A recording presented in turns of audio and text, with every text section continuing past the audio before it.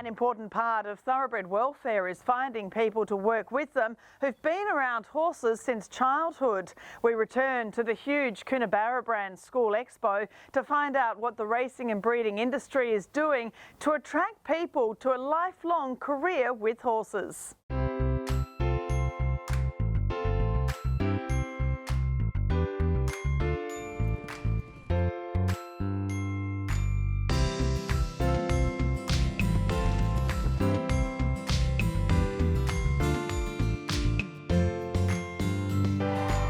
Lindy, it's just so exciting to see so many kids out at Thoroughbred today, all very much just loving their horses. Yeah, no, it's a huge event out here, Caroline, over 4 days. You've got about 600 competitors and from all schools in New South Wales competing. So it's the biggest inter-school event in Australia. Tell me about your work today, given you run Thoroughbred Industry Careers. It looks like just a wonderful opportunity to promote a career in the racing and breeding industry to these kids. Yeah, so when we were doing our research for TIC, this was the first event that we came to.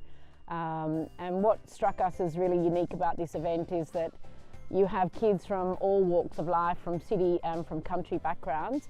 And there's a great camaraderie at this event, and it's really unique to get that many riders in one place. So it sort of became the first event that we thought we should sponsor. And the industry is obviously developing new pathways for people coming into the industry. What exactly are you hoping to achieve today with all these children in one place on their horses? For us, Caroline, we've been, I guess, promoting to competitors of Kuna for the last 2 years, but it's really just awareness to say, our industry is here, it's a great career choice, and I think the biggest thing is that they know where to go for more information. So it's for us, for TIC in the first 2 years, it's all about awareness. So it's just a place that they know where to come and source information about the industry. And of course, many of these kids that are out there competing over the weekend, they're riding thoroughbreds, so they're developing great horse handling skills. So what are some of the things you actually say to them about transferring that into a career in racing and breeding?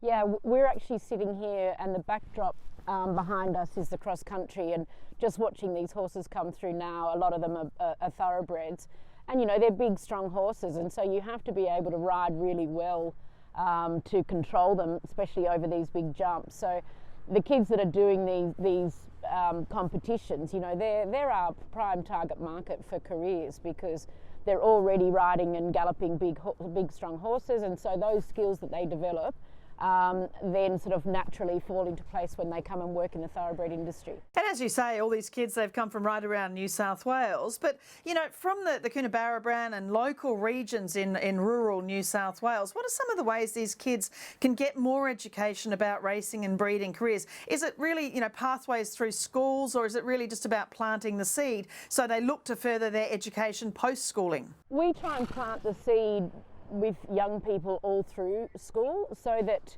I guess when they get to year 12 and they're considering their options, our Explorer program is a really good option for them, because it gives them a taste of our whole industry. So that's why we developed that program, Caroline, is so that post-school, if you're toying with a career in the industry, you get to come and have a year with us, work for the best, and experience the entire industry and see what you want to do with your life. So that's why the Explorer program, it's the main thing that we're really talking about up here, because it's a natural, you know, gap year for people leaving school that want to ride or maybe want to work with horses. So Catherine, what do you want to do when you finish school? I want to race ride and become a jockey. Become a jockey. Wow. So you're pretty fearless, you think?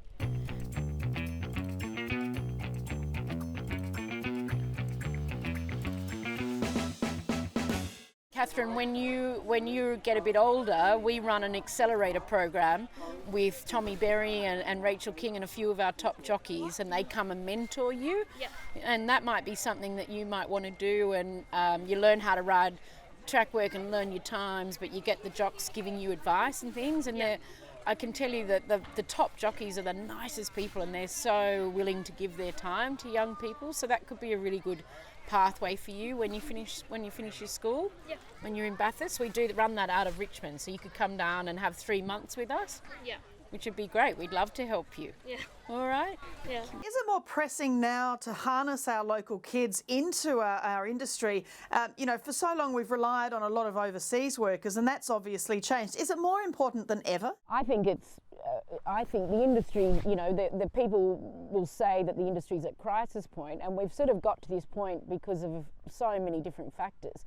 And I guess one of the big factors was we weren't communicating with those people that would naturally form our workforce. So being at events like this is just a must-do for our industry. Like, it's to think that we weren't doing it up until when TIC was started is kind of silly. But we have to have a really great base of our workforce. We always would love an international workforce coming in to supplement our domestic workforce, but I think getting the domestic core workforce right is absolutely imperative. And I hear from people all the time that are downsizing their businesses, whether that's on the outskirts of Sydney or in rural areas because they can't get staff. So that can't be good for the powers to be if people are shrinking their businesses because of staff. You as parents and you as kids, if you're intimidated about coming into the industry, I wouldn't. It's a fantastic industry. We have a lot of fun in what we do. We work very, very hard, but it is a lifestyle job. And you're only limited by your imagination and your ambition. And so whether you come into the industry as a strapper, as a jockey, as a marketer, as an insurance person, as a stud manager, a stallion groom, there is all sorts of avenues that you can go into and enjoy. And like I say, you're only limited by your ambition, and it is not an industry that is gender specific either. If you look at our industry right now and currently, some of our most successful people, a girl like Jamie Carr, who's the leading rider in Melbourne, Rachel King, who's a jockey we at Godolphin use a lot in Sydney, superstar girl, 24 or 5 years of age, rides umpteen winners. Young people in our industry, a lot of people say you have to be in our industry for generations to be a success. Not true. Some of our most successful people in the industry are people like Henry Field, who's in his mid-30s, running a huge empire at Newgate Farm in the Hunter Valley, massively successful, was the beneficiary of the Godolphin Flying Start program, which is something we can talk about privately if you're interested. Other people like, our trainer James Cummings, who is a generational family within the industry, 33 years of age. He's trained 26 Group 1 winners. His grandfather, Bart Cummings, at the same age, has trained about 6. What sort of trajectory is he on? And Vin Cox of Godolphin, of course, he's a big supporter. It's a big Saturday race day. He's there with the Melbourne Cup too. But Godolphin have done a lot of work in this area internationally too. Without Godolphin, the TICs of the world wouldn't exist. Godolphin are probably the most generous, in John Massara's words, they're the best thoroughbred citizens in Australia, in the world. So when we started TIC, we went to Godolphin and briefed them on, I spoke to the team there about what we wanted to do, and they were right behind it from the get-go. And to think that Godolphin are here this weekend as well, and they're also supporting the off-the-track thoroughbreds, and Vin's here, and the Melbourne Cup's coming up. So, that sort of shows how important it is to them. But, with Flying Start and all the other things Godolphin do, they're pretty extraordinary. Yeah, we can't, as an industry, afford to allow or pretend that people are going to come to our industry organically. We do, in this day and age, we do have to aggressively go out and find our staff, educate our people, and ensure that they want to stay in our game and retain those staff. One thing about horse people is they're hugely passionate. Whether they're in racing or whether they're in eventing or pony clubbing or whatever, they're very, very passionate about their horses and very passionate about every program that they're involved in. And Lindy Morris, she's just a freak. Her passion to educate people, to bring people into our industry, to expose people to our industry is extraordinary.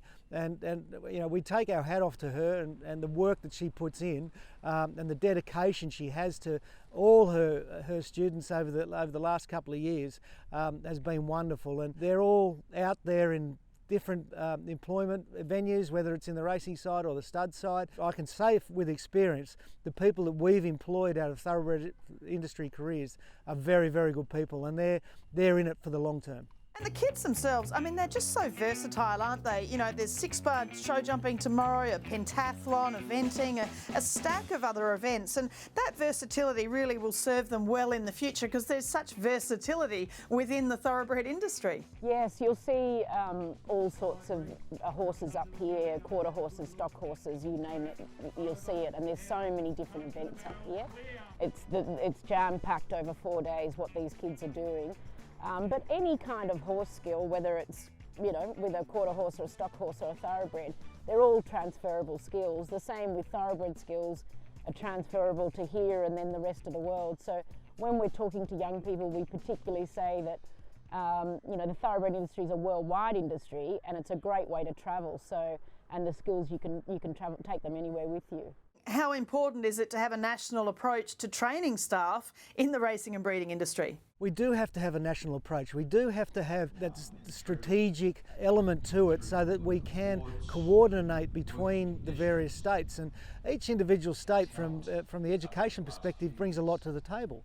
But what happens in New South Wales may not be as good as what happens in Victoria in a particular aspect of education. So I think if we can draw together what each individual state does do, then we can, you know, if someone in Queensland wants to have a particular passion to ride track work, say, then we can point them in a particular direction, whether that's in Victoria or South Australia or New South Wales is academic. But we know that within each state there are certain strengths, and we've got to play and play to those strengths and attract those people and point them in the right direction so that, that we do get the best out of these people for their respective interests. And it's quite a spectacle. I mean, it really is heartening to see so many kids just loving their horses. I guess this event corrals all the kids and horses together, so you get to see it en masse. But yeah, I mean, the horse sports are alive and well when you come to an event like this. It's a pretty amazing event.